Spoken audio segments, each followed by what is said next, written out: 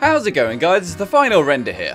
Well, it's been a while since we had a video uploaded on the channel, hasn't it? This video is approximately 5 days late. I must apologise for that. But this video was one of those cursed builds where everything goes wrong. I had to restart this build 3 times, we had to move location twice, and everything just took far longer than I actually expected. So I very much apologise about that, but we have now got it done today, and I'm really looking forward to showing you this build because I think it is one of the coolest looking ones we have done so far. And also, guys, we are very nearly on 50,000 subscribers. We're about 1,400 subscribers away, so go ahead and subscribe to the channel if you are new so we can hit 50k before Christmas. Let's go. So in today's video of Fallout 76 camp building, we have come to a location that is actually pretty far away from the rest of the map. We've come to the very top left of the map, and the reason that is because I wanted a really pretty place on a river which just kind of had a little bit of open space, and this is as close as I could get. This is actually the 3rd location I had picked, and I actually did go through several locations before I landed on this one. So let's go. This video is going to be an adhesive farm build, and I've wanted to do this for a long time because adhesive can actually be grown using crops, and it takes an awful lot of space in order to do it, but it basically means you get free adhesive. You don't have to worry about it. And we're going to start off this adhesive farm by building what was originally going to be like a water mill design. Somebody commented on a video not so long ago saying how cool would it be if Final Render, Sexy Man Final Render, went ahead and built a water mill, and I tried to do it. We obviously don't have a water mill, but we do have a wind turbine generator, which actually has been buffed a little bit, so it's actually quite useful now. It generates 14 power, and I thought, wouldn't it be cool to kind of integrate the generator into a tower? Because no one ever does that, they just kind of plonk them on the outside. But here we go with our first design. We actually go through 3 designs of this building in this video, and this was the first one. Pretty cool, as you can see. We've got the generator integrated into the building, and that was generally really hard. But the interior of the crafting area is also very good. It's very spacious and it looks very practical. So now we are moving the building. I actually had to move the building in order to make it a bit more practical for some of the later builds, and because the blueprint isn't quite perfect, it actually broke apart, so I was able to redesign it a little bit.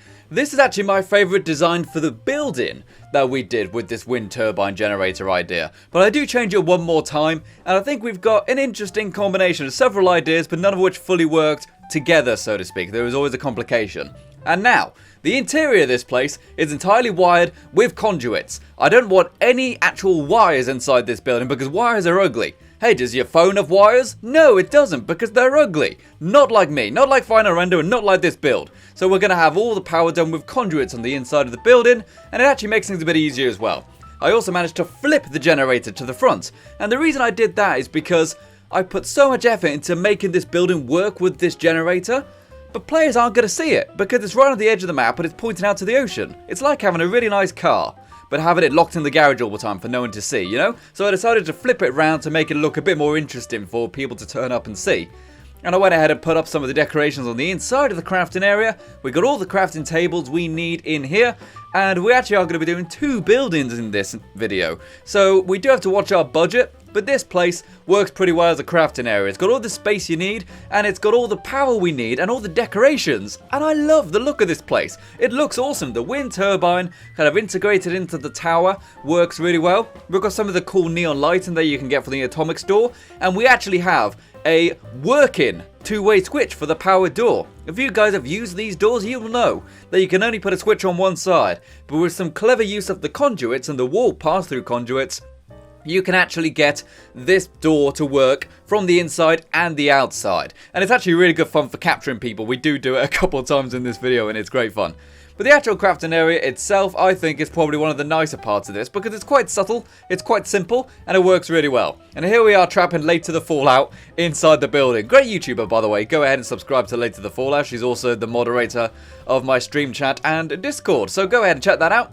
And now it's time to build our house. I want to have the crafting area, the adhesive farm, and the house where the farmer would live. And this was quite a cool one because I wanted to build it around this rock face. We actually do have some of the bulldozer tools now, but they can't get rid of any rocks that big, unfortunately. I was kind of hoping they would. So instead, we are building our house around the rock. And it actually works out quite well by the end of it.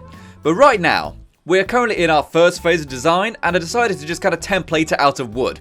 And it looks pretty cool, but it's huge and it's very square. I didn't like it. It's square, just like me, final render. So we decided to redesign it a little bit, as you'll see just about now. We decided to also change the walls as well. Looks much better. But one of the main reasons we had to restart so many times is because there's a horrible glitch with the upper floor sections. Being that if you don't want to have them anymore, if they're already attached to a wall, then unfortunately you can't scrap them. So you're stuck with them. And they will always be there forever. That's one of the main reasons why we had to restart so many times. So this balcony I'm standing on right now, zero way to get rid of it if I wanted to make any changes. So that was a huge problem. It is something they really need to look into, Bethesda, because having those things only be able to snap onto stairs means it's almost impossible to get rid of if they're already attached to a wall. So now we're actually going to go with our final redesign of this place, and I'm going to do it out of brick, out of the concrete texture. And I did that not because I like the look of the brick, but because I like the look of the concrete on the interiors. You've got a smooth wall. Sure, it's covered in like, moisture and mildew and stuff like that, but it does look much nicer to put up posters and stuff like that on the interior using the concrete ones. And here we go with the building a bit more flushed out. We actually got a lot less resources to build this building because budget was a huge factor of this build, and it looks really nice overall. I did go and have wires here because I feel as if I could hide the conduits behind these metal beams to make it look a bit tidier, and it works out quite well. But I also wanted to have some of these oil lamps right on the edge just to kind of give it a warm feel, because all the light bulbs are kind of clear fluorescent light bulbs. I didn't want that. I wanted like a warm, inviting feel, so I went ahead and had the oil lamps as well, which are more tungsten. And here we are with the kind of template of the building. We have got a living room, we've got a foyer, we have got a bathroom, and we've got a bedroom and a large balcony area. People always say, "Final render, you sexy man stud. You never put a toilet in your builds. Why don't you do that?" Well, we finally got a toilet and bathroom area in this one. The upstairs also works quite well. It's actually very spacious in here. We've got some of the white carpet in here for the bedroom, and we've got the regular floor pieces to use for the balcony here, because I can actually scrap those if I want to. And we've also got a really nice kind of roofing section done right here where all the water will drip off and never go onto the balcony, so you don't have to worry about slipping on the plastic flooring. And now it's time for decorating, people. We don't have much budget left. Unfortunately, I wasn't able to do all the decorating I wanted because of the budget, but the living room works really good, I think. I put a lot of attention onto the living room because the player is likely to spend a lot of time in here, or maybe I should say the character is likely to spend a lot of time in here. There isn't too much to do for the player in here, other than just kind of role play like you're in a home. And it works really well once you add some of the items from the atomic shop in here, especially some of the statues and some of the fan lights. They work really, really good. We've got a lot of nice decorations in here, including a TV, but not the nicest TV, the one which just rests on the table, because they actually patched the store glitch, which is a huge problem. I'm very disappointed about that. But the actual living room itself looks pretty good. Now, going up the stairs, you can see we haven't got much in the actual kind of foyer of the second story. And here we have the bedroom. Again, I really wanted to have much more stuff in the bedroom, but we just didn't have the budget for it.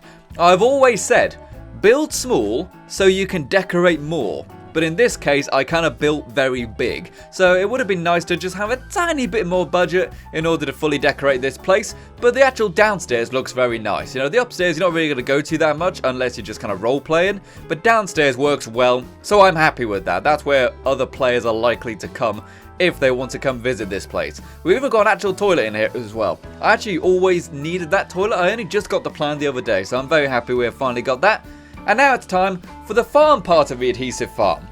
In order to make adhesive, you need corn, you need potatoes, you need purified water, and you also need mut fruit. And they actually take up quite a lot of space, so I had to devise an entire camp build around the farm idea.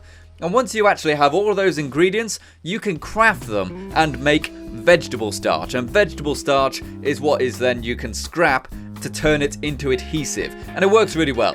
But here's a look at the actual farm in its true glory. It looks super cool, I think, especially at night, but even during the day, it's got a really nice feeling to it. It definitely feels like something you would see in real life. If it is a bit poor, we've got our own moo-moo, we've got all of the corn we need, we've got the mut fruit we need, we've got the potatoes we need, and we've got the 2 water purifiers in order to give us all the purified water we need to make as much adhesive as possible. And we do need the Brahmin actually, because the Brahmin produces fertilizer. So if we want to plant more crops, we will need a constant source of fertilizer, which our Brahmin actually gives us by pooping all the time, presumably.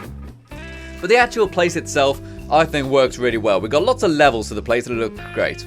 Now here's the perk loadout you need to make an efficient adhesive farm. You need green thumb, because that way you actually get 2 times the amount of harvest every time you pick something up. And also, super duper. The super duper perk at level 3 means you have, I think it's a 30% chance of doubling anything you craft. So if you make some vegetable starch, there's a 30% chance you will actually make 2 vegetable starch, which is awesome. It can, in theory, if you get it every time, double your yield. And using a full harvest of this farm, quite a small farm, we get 50 adhesive. It gives us 25 vegetable starch. Again, that is including with the super duper perk. And when we scrap that, we get 50 adhesive. And you may say, final rendered, that doesn't sound like much. Considering you have to never go to effort to get adhesive again, I think it's definitely worth it. So thank you very much for watching this video, guys. I apologise it's been so long. Remember to check out the cool Patreon people who support the channel with their financial donations. And remember, guys, very nearly on 50k. Let's get to 50k before New Year, eh? It's Christmas. Bye-bye for now.